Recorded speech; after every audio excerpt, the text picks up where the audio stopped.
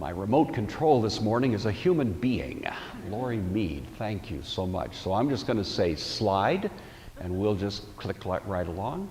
And so there we are. It works. Technology's great. I have to get where I can see one of these, though, because those are my notes, so this is how I'm going to know what's going on. I guess this is the one. Anyway, we are dealing, as you know, with Nebuchadnezzar. Nebuchadnezzar is the second of the kings of the Neo-Babylonian era. Last week we looked at Nabopolassar, who was his father, and who was the one who more or less put in place the fundamental foundations of this Neo-Babylonian empire. And then his son is the one who takes over, and without any doubt, he's the greatest of these kings of what's called Neo-Babylon. He, unlike the Assyrians, does not leave us a lot of artifacts. All those Assyrian kings, left us reliefs, statues. I don't know why. They all look alike to me. But in the case of Nebuchadnezzar, we have very little of that. For whatever reasons, he was not so fascinated with leaving to us all of these sort of trappings of his visage. We do have a few little items. This is a very tiny kind of drawing of what was actually, as it indicates there, a eye stone of an onyx. And it has the inscription of Nebuchadnezzar II, so we assume he must have looked something like that probably in his younger days. Slide, please. The Neo-Babylonian Empire was not as big as the Assyrian. If you were here last week, you recall that when the Medes and the Babylonians converged on Ashur at the point of its fall and the fall of Assyria, they cut a deal. And the deal was that the Babylonians would more or less take the southern regions of the Assyrian Empire, and the Medes would take the northern regions. And so as you look at the map, that darker blue area represents what the Babylonians were able to control. The Medians, on the other hand, controlled most of what we'd call Turkey, going off to the west to Asia Minor. And so it's kind of a concurrent story, and as I say, next week we're going to pick up the story of the Medes, but it's still a pretty good-sized piece of real estate that the Babylonians were controlling, and most of this, of course, was dominated by Nebuchadnezzar. Next slide. Nebuchadnezzar is well known for a variety of things that he left to us, but maybe the most famous is his Hanging Gardens of Babylon. Last week I mentioned that the background for that was that Nebuchadnezzar married the Median princess Amytis during the siege of Ashur. They made a treaty based on marriage, and Amytis, of course, being a Median, was accustomed to wonderful mountains and that topography of lovely kind of hills and paths and streams and fountains and that kind of thing. And when she got to Babylon, she was very, very upset because it was flat as a pancake and there was not a mountain in sight. And so Nebuchadnezzar, to please his wife, built the famous Hanging Gardens. We don't know if that's what they look like. That's an artist's guess. But nevertheless, it certainly was an attempt to try to create some idea, a feeling, as it were, of hills and gardens and brooks and streams and that kind of thing. So I'm sure it was very lovely. Next slide, please. It also, we remember Nebuchadnezzar for the famous Ishtar gates. There's several replicas of these in various museums around the world. Anybody ever seen a real live replica of the Ishtar gates? This one happens to be in the Berlin Museum, and it is huge. If we had a human being there, then you'd kind of recognize that compared to the gate, it's pretty small stuff. This was the main entrance into Babylon, and is again one of those things for which Nebuchadnezzar is chiefly remembered in terms of the beautification of Babylon. All right, next slide, please. If we talk about the chronology of the career of Nebuchadnezzar, we just barely started it last week. So next slide, we'll put an arrow on there. No, that's right, there we are. Nebuchadnezzar in 605 is returning to Babylon. So now we'll put an arrow on there, Lori. There it is. And what was happening, as you recall, was that Nebuchadnezzar is attacking Egypt. He had defeated the Egyptians at Carchemish up to the north, the Battle of Carchemish, as it's called, in 605. He'd come down, reversed the loyalty of the king ruling there in Jerusalem, and then he came down and was going to attack and indeed invade Egypt. And it was at that very moment that he got word that his father, Nabopolassar, was dead. And so the main thing that a crown prince has to do under those circumstances is get home. So he drops his campaign against the Egyptians, and immediately turns around and heads for home. But of course, on the way, he stops off in Jerusalem. Next slide. And one of the things that he wants to do is bring back some proofs of his military success. So he grabs Jehoiakim, who's the king there in Jerusalem. He also grabs some others, we'll take the next line there, who included Daniel and his 3 friends and a certain number of others of the nobility in Judah. Hananiah, Azariah, Mishael, better known by their Babylonian names, Shadrach, Meshach, and Abednego, and a variety of others. And they're all taken back in the year 605 to Babylon by Nebuchadnezzar because he wants to parade them through the streets in order to say to the Babylonian people, this is the kind of conqueror I am, this is the sort of competence I have, and therefore you need to, without any dispute or restiveness, accept me as your king, and that's exactly what happened. So there is a great triumph. We'll take the next slide, and he is crowned in this great Babylonian triumph, as it were, a kind of celebration of his competence and success, and all of that takes place in the year 605. And one more. From this point, Nebuchadnezzar now returns to Palestine. We don't know this from biblical records, but we do know it from Babylonian records. He doesn't engage in any military campaigns at this point, but he does want to just show his stuff. This is kind of an exercise in intimidation. And so he travels around the regions of Syria, of Phoenicia, down around Judah, and actually pushing the limits a little bit toward Egypt, all of which is intended to say to these people, I'm the man. Don't mess with me, you know. And I'm sure it was a pretty impressive thing to see. So in 604, this is what Nebuchadnezzar is doing. Next slide. He also at this point reinstates Jehoiakim based on a renewed oath of allegiance by the Jewish king to Nebuchadnezzar. Jehoiakim is not remembered necessarily very favorably in the Old Testament. At this point, he didn't have much choice but to swear allegiance to Nebuchadnezzar, which is what he does. The next slide. It's at this time that Jeremiah is imprisoned for the first time. Now, Jeremiah was commissioned as a prophet in 627, which was the 13th year of King Josiah.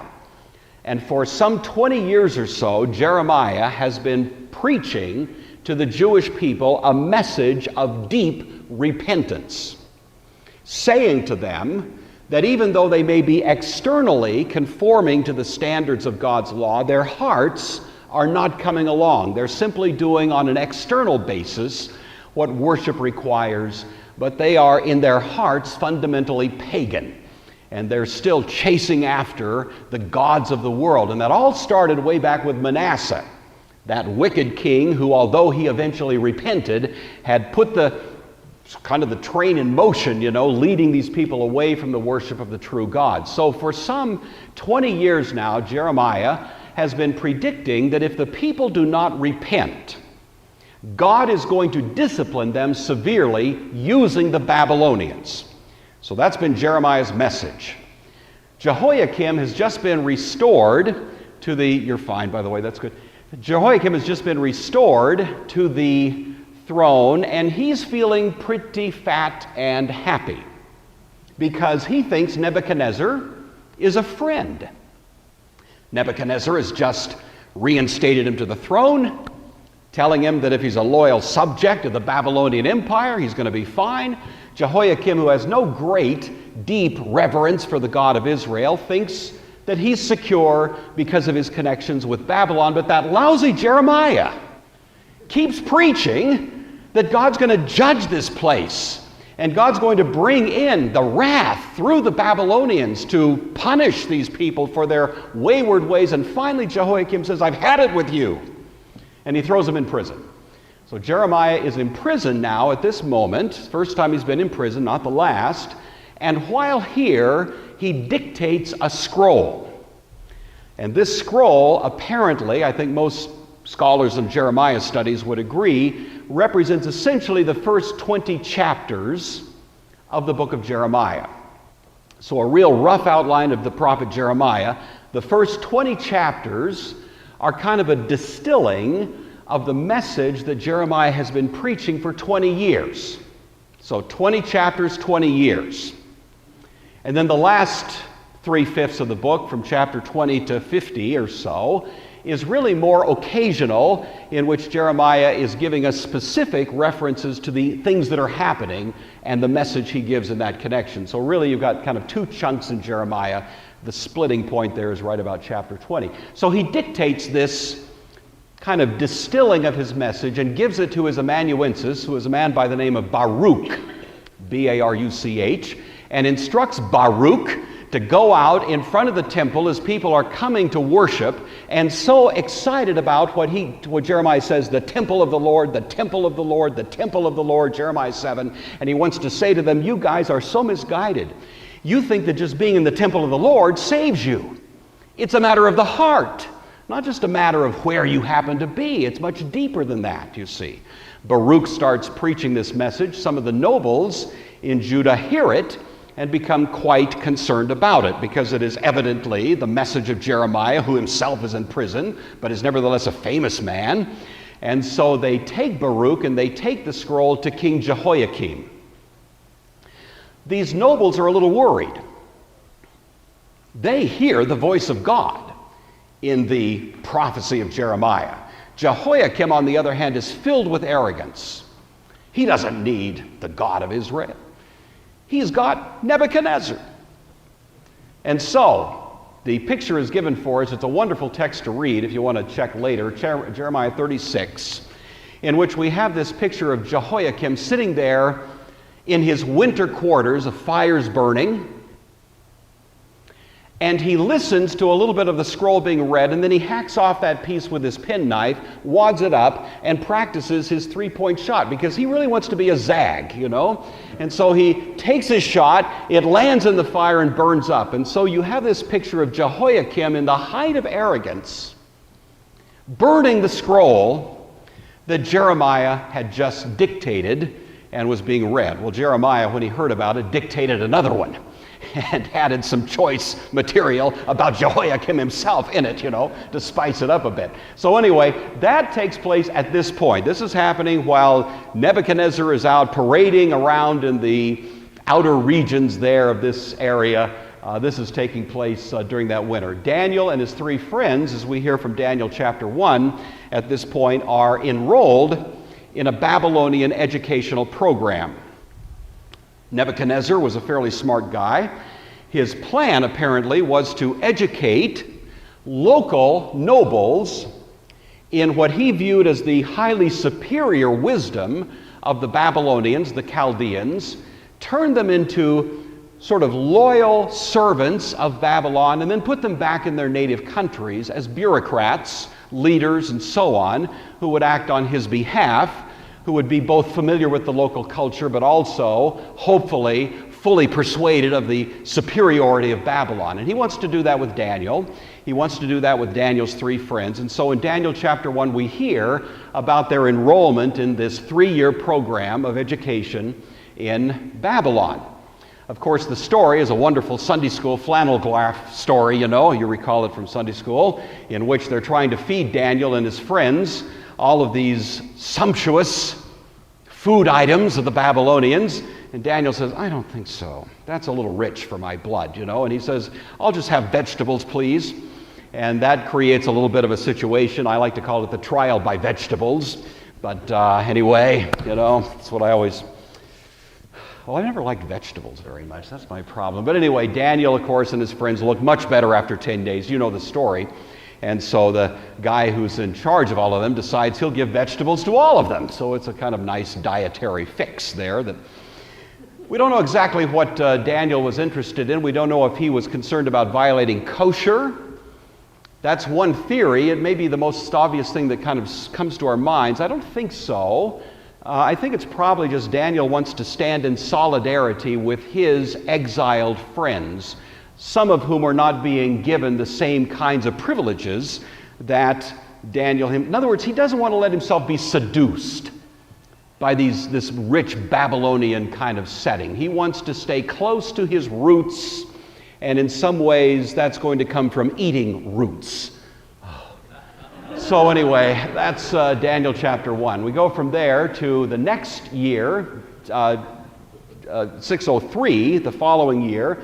And again in the book of Daniel, we have the story of Nebuchadnezzar's dream. There's no record of this in Babylonian history, nor would we expect it to be there, but it does more or less correlate fairly well with what we do know of Babylonian chronology. So in 603, Nebuchadnezzar is still now in Babylon, and according to Daniel chapter 2, he has a dream.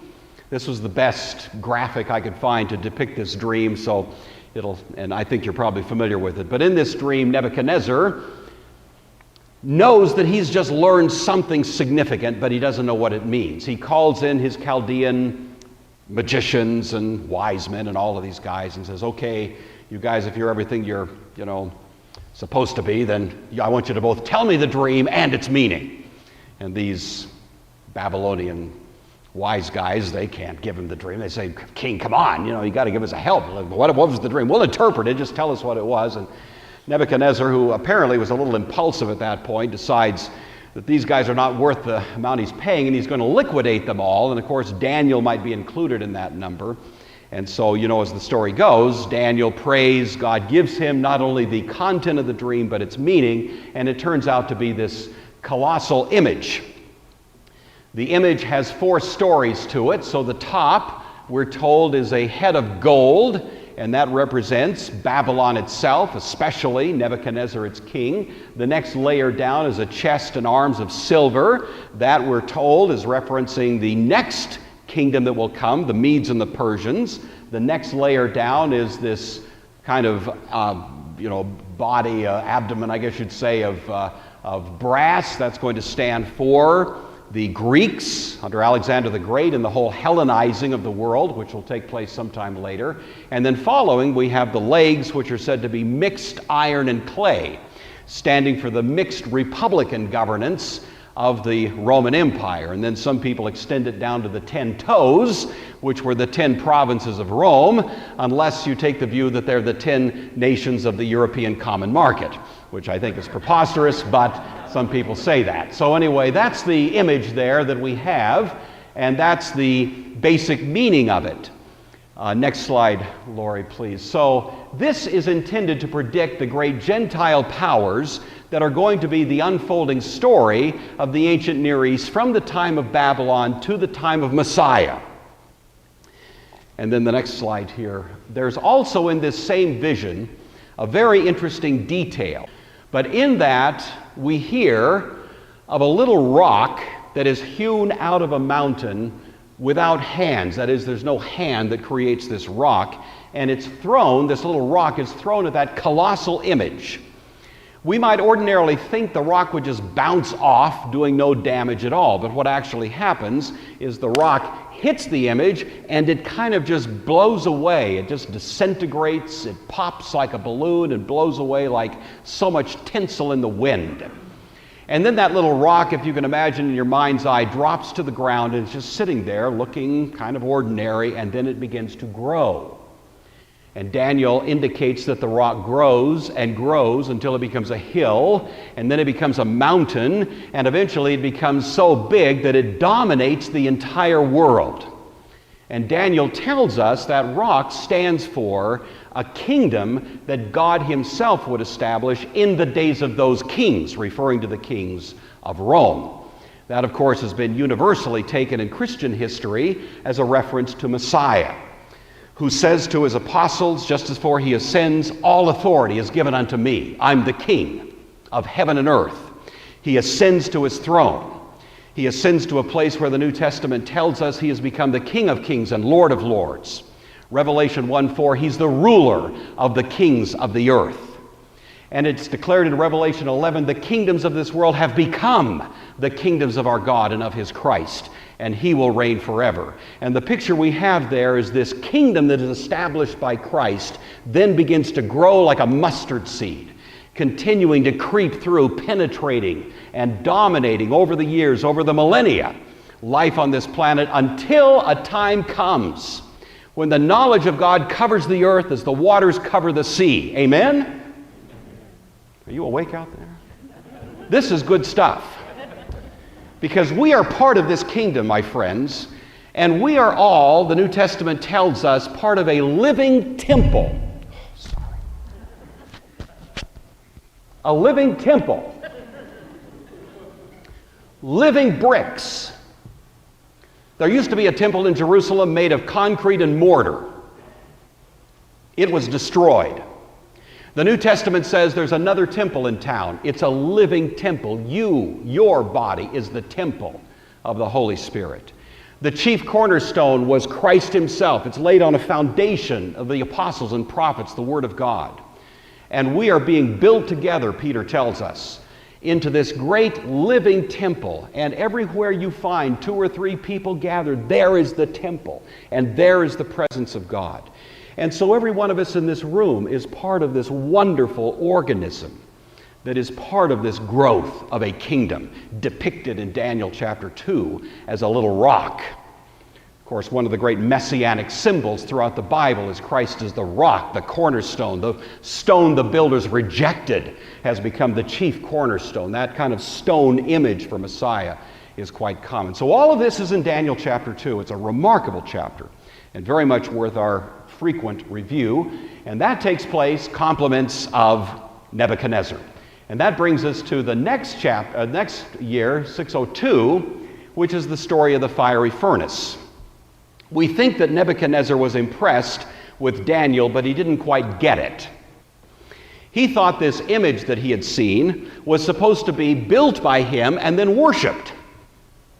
No, Neb, no.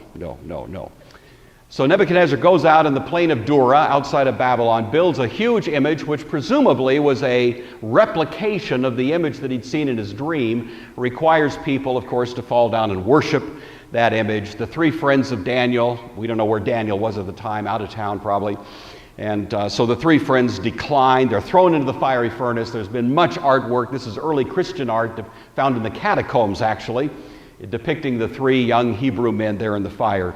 That takes place in 602 rather. All right, next slide, please.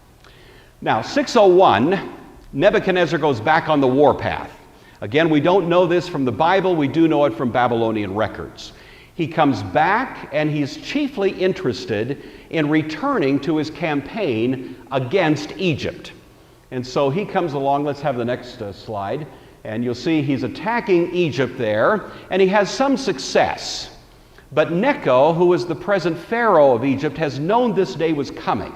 And so for 4 years, he's been more or less preparing for what he knows is going to be a Herculean contest that he will indeed have with Nebuchadnezzar. And so as it turns out, even though it's a brutal battle, it's fought to a draw. Nobody quite wins, nobody quite loses. And so 601 is a rather ambivalent military campaign by Nebuchadnezzar against the Egyptians. And that does set some things in motion. Next slide then. Of 599, Jehoiakim notices that Nebuchadnezzar is not bulletproof.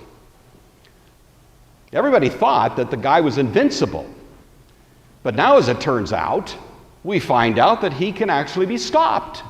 And the Egyptians have become sort of the big man on campus, you know.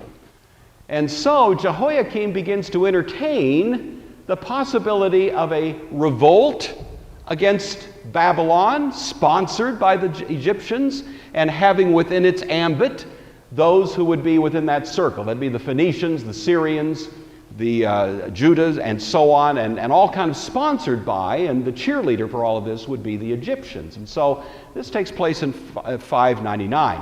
Next slide. Well, Nebuchadnezzar returns the next year to settle scores. And so in 598, he shows up with a massive army. Jehoiakim, we'll take the next slide.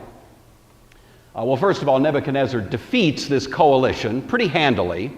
And then the next slide. And Jehoiakim dies. He's a fairly young guy, not real clear why he died, but the best evidence is he probably died by committing suicide, because he knew it'd be better to die by his own hand than fall into the hands of Nebuchadnezzar, against whom he had just instigated a revolt. So he dies and is replaced by a guy, his son, named Jehoiachin. Well, he is the next king and he realizes rather rapidly he doesn't have the horsepower to meet Nebuchadnezzar. So the next slide, what he does is simply surrender. He goes out with his mother and the court, and they lay down in the sands there outside of Jerusalem and surrender to Nebuchadnezzar. And Nebuchadnezzar takes a goodly number of the additional people especially the noble class from Jerusalem, and hauls them off as well to Babylon. And included in this number is Ezekiel. So Ezekiel the prophet, who will be the prophet to the exiles, is hauled off to Babylon at this point. And then next slide, the last king who is going to rule in Judah is a guy by the name of Zedekiah. And so he is put on the throne at this point in the year 598. All right, we'll go to the next one. In 595, how am I doing? Okay. In 595, a new Egyptian king really encourages Zedekiah to revolt. He thinks about it, but doesn't quite do it yet. Next slide. Okay, next slide. Thank you. Jeremiah is aware of all of this. He is strenuously prophesying against any deals with the Egyptians. He is hanging on to his message that he's been giving to these kings and to the people of Judah down through the years, that they need to submit to the discipline that God is bringing to bear against them. They need to quit entertaining these silly ideas that they can resist the Babylonians, because by so doing, they are resisting the very purposes of God himself to discipline these people. So that is Jeremiah's tireless message. He brings it with tears. He's called the weeping prophet. But this is his constant refrain, is that the Babylonians are going to be used by God to discipline these people, and that they need to submit to it. Of course, they don't have very ready attitudes toward that.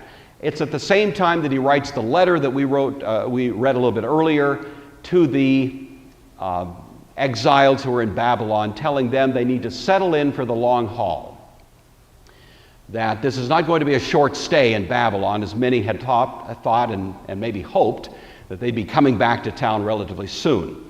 But what Jeremiah says to them is that they need to settle down and become good, productive, constructive members of that community. At the same time, he predicts the eventual fall of Babylon. That's all included. Even though Babylon is being used by God, eventually it itself will come under the judgment of God. So that's Jeremiah's message. I'm just going to take one more quick peek at Ezekiel, so we'll go to the next slide. Ezekiel is commissioned by God at the same time in 593, and he begins to give his message to the exiles. And this is in the first few chapters of Ezekiel, and the best graphic I could find for this is not very good, but you'll get the idea. So let's go to the next slide. That's Ezekiel looking at this remarkable description that we find in the early chapters of Ezekiel of a throne on wheels, and the wheels are within wheels. Remember that? It looks kind of like an ancient UFO, I know, and I'm sorry for that. But and sometimes people read that and they can't make heads or tails. What is he talking about here? The basic message of this introductory section of Ezekiel is simply this. Remember, Ezekiel is the prophet to the exile. And there was at least some thought among the exiles that God was the God in Judah, but now that we're here in Babylon, we have different gods we need to reckon with. That God is kind of a localized deity, but obviously now we're in a place where different deities rule. And Ezekiel wants to say to these people, the God that we worship is a God who rules everywhere. And the image that he uses to describe that is what's called a battle throne. When kings would go into battle, they would go on a throne, because they still had to have this great proof of their authority, but the throne would have wheels. And so it could be hauled off to various venues, and in a sense that was the way for the king to sort of declare his authority even in this new location.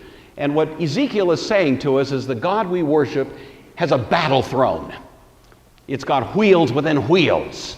It goes quickly this way and that. It can, in a moment's notice, be here, be there, because the rule of God is not limited geographically.